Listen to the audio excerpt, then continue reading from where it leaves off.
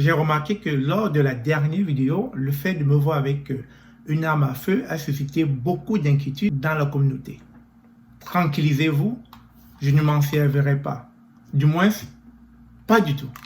Alors, je tiens à rappeler ici dans cette vidéo que les armes à feu sont hyper dangereux et font plus de mal que de bien dans notre environnement, dans ce monde. Entre parenthèses, c'est le cas de cette jeune Camerounaise sous le nom de Raïssa qui, malheureusement, ayant la possibilité d'utiliser une arme à feu, a porté atteinte à la vie de 2 personnes à Atlanta. Revenons à notre réalité. Lorsque nous arrivons au Canada, nous sommes habités par une seule pensée, la pensée de réussir. C'est la raison pour laquelle, dans la précédente vidéo, je vous ai posé la question: es-tu bien intégré dans le pays où tu vis en ce moment? Ça, c'est la question qui taraude l'esprit de beaucoup d'immigrants. Alors, il faut savoir qu'il y a une réalité dans cette immigration.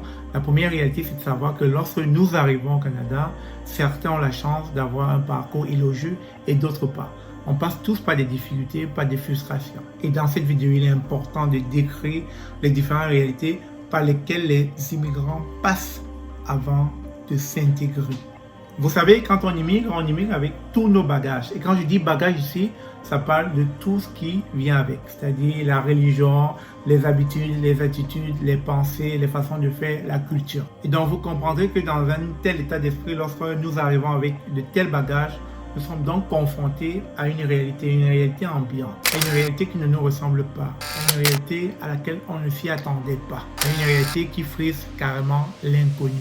Et pourtant, ce n'est pas par manque de documentation, parce que si on parle de documentation, on a pris le temps de regarder le site officiel du gouvernement canadien. On a aussi pris tout le temps de parcourir les vidéos sur YouTube à la recherche de l'information, à la recherche de tout ce que les différents YouTubeurs pouvaient nous offrir. Nous avons remué ciel et terre à la recherche du fameux sésame, c'est-à-dire le sésame d'entrée au Canada, ce fameux visa qui donne un certain privilège, un certain droit, le droit de pouvoir jouir de tout ce que offre le Canada à tous ces nouveaux immigrants, le droit de pouvoir avoir un emploi, un bien-être social, le droit de pouvoir s'acheter une maison, le droit de pouvoir mettre ses enfants dans des bonnes conditions, le droit de recevoir des subventions, le droit à la santé, le droit à la parole, bref, le droit de s'établir n'importe où au Canada du moment où on est résident permanent. Le parcours n'est donc pas facile. Quand on arrive, on a plusieurs étapes à faire.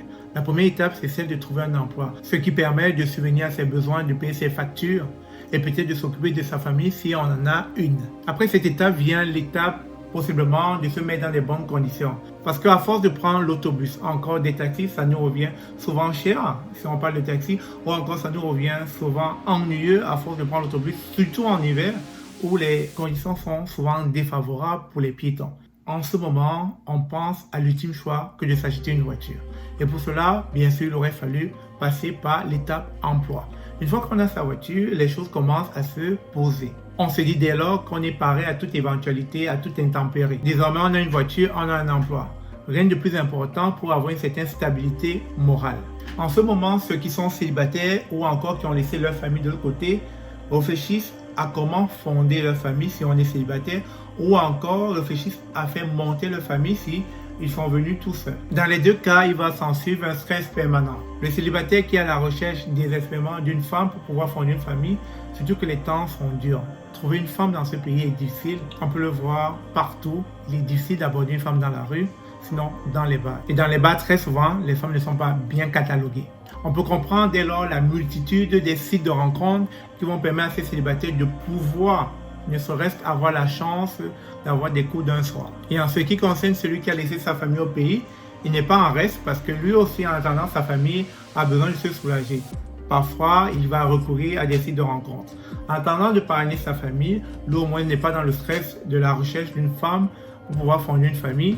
Donc, il est plutôt dans le stress de pouvoir remplir les procédures d'immigration afin de parrainer sa famille. Bien que les deux cas soient différents, il faut quand même remarquer que le point d'intersection ici, c'est la famille. Autant celui qui veut parrainer sa famille veut les avoir auprès de lui ici au Canada, autant celui qui est célibataire à la recherche désespérément d'une femme afin de fonder une famille au Canada. Vous comprendrez qu'à cette étape-là, les choses commencent à se corser, les choses peuvent être rudes, les choses peuvent être ennuyeuses, frustrantes, autant des deux côtés. Plus la procédure d'immigration met long, plus l'homme qui attend sa famille commence à être frustré, commence à se laisser à l'abandon.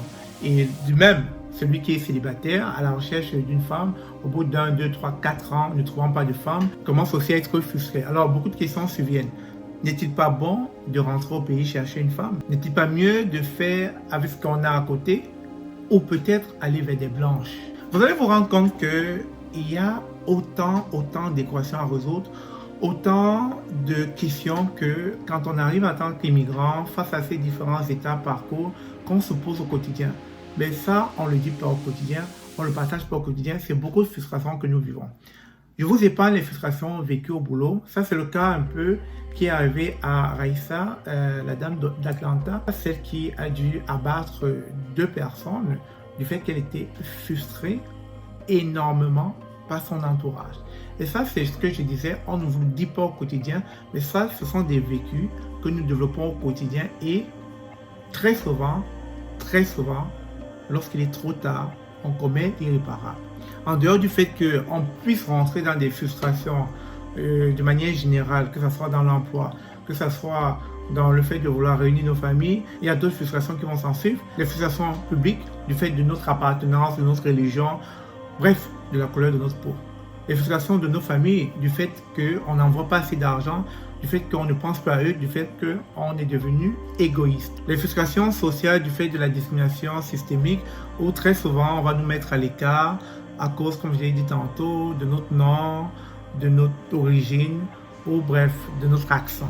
Comme si cela ne suffisait pas, je vous l'ai dit au début, il y a la frustration des intempéries, c'est-à-dire le climat en lui-même est désagréable. Face donc à toutes ces difficultés ou à toutes ces frustrations, comment ne pas penser à une minute à ça? Tenez-vous tranquille, je ne m'en servirai pas. C'est quoi donc la solution?